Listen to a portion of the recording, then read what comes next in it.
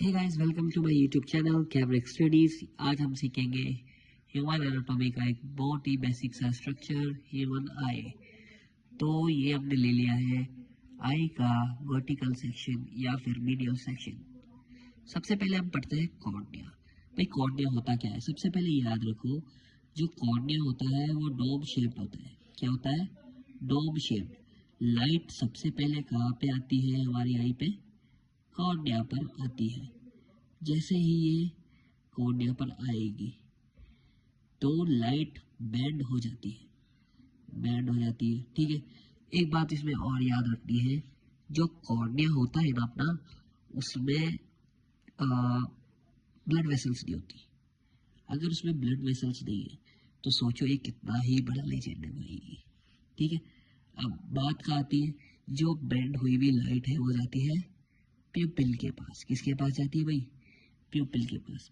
प्यूपिल वो black circle होता है जो सेंटर में दिखाई देता है। देखो भाई, गौर से देखो, ये ब्लैक सेंटर है, ये प्यूपिल कहलाता है, ठीक है।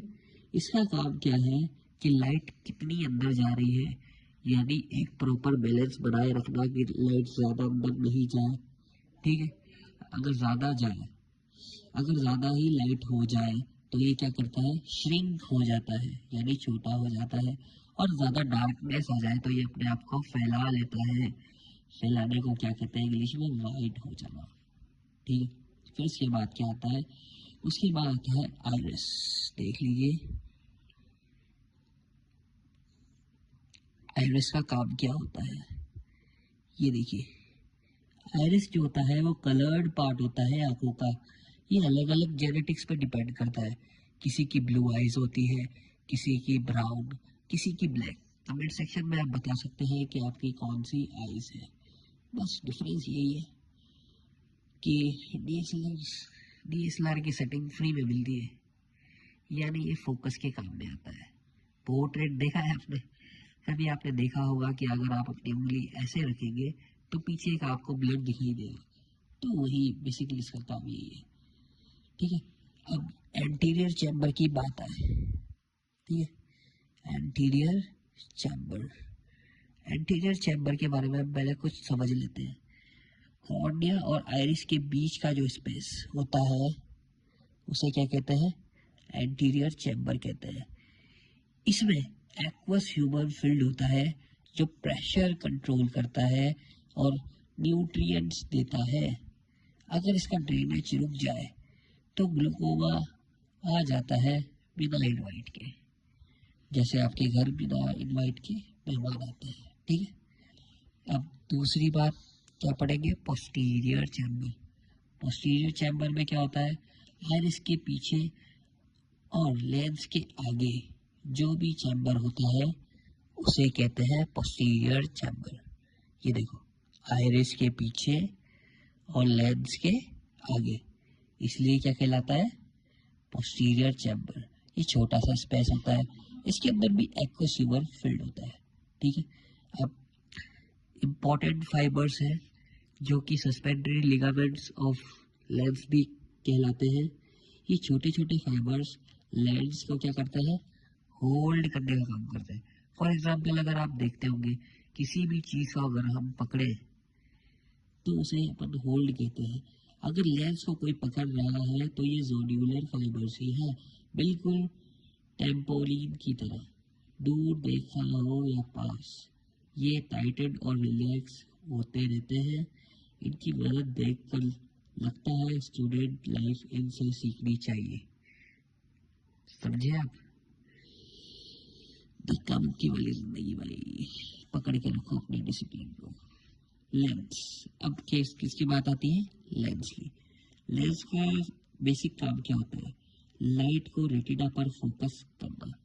फॉर एग्जाम्पल, कभी भी आपने देखा होगा कि अगर आप जो हमारे लेंस बनाए गए हैं, जो हमारे माइक्रोस्कोप वगैरह के लेंस बनाए गए हैं, वो क्यों बनाए गए हैं?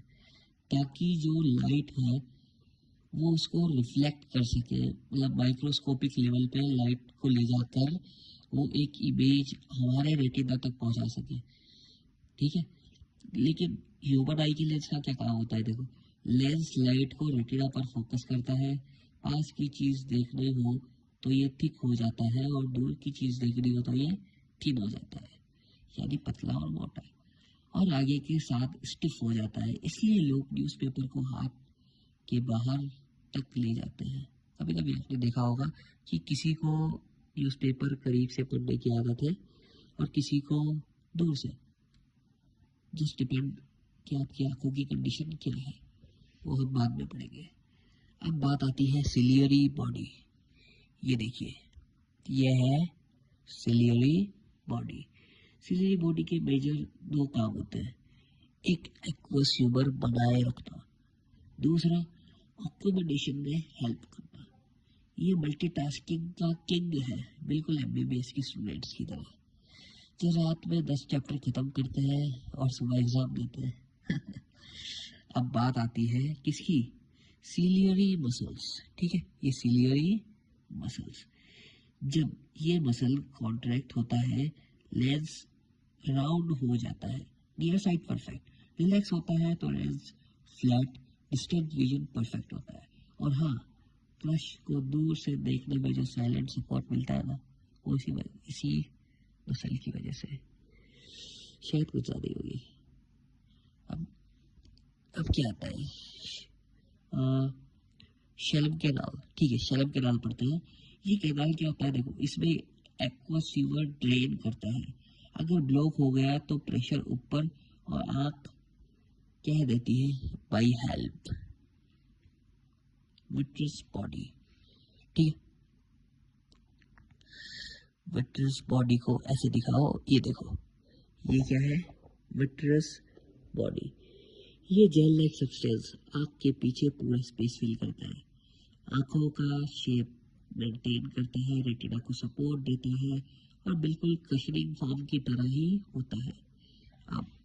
अब बात आती है रेटिना की, जो इस आँख का किंग है। भाई इसी पे तो बनती है इमेज हमारी। पढ़ते हैं अब क्या, देखो, रेटिना हमारी आंखों का असली राजा है। इसमें रोड्स एंड कोन्स होते हैं जो डिफरेंट लाइट के हिसाब से इलेक्ट्रिकल सिग्नल, लाइट को इलेक्ट्रिकल सिग्नल्स में कन्वर्ट करते हैं, और वही सिग्नल्स मोटर न्यूरॉन्स, यानी ये जो ये दिख रही है ना नर्व्स, ये है मोटर नर्व्स, इसके थ्रू जाती है ब्रेन की तरफ, और हमारा ब्रेन देखता है जस्ट लाइक हमारी आंखों एक कैमरा है, इस तरीके से। सो गाइस, ये छोटा सा लेक्चर था। मेरी आवाज़ आज थोड़ी बेकार है, आवाज़ पे ना जाए, लेक्चर का कंटेंट देखें, पसंद आया तो like and subscribe. Thank you so much.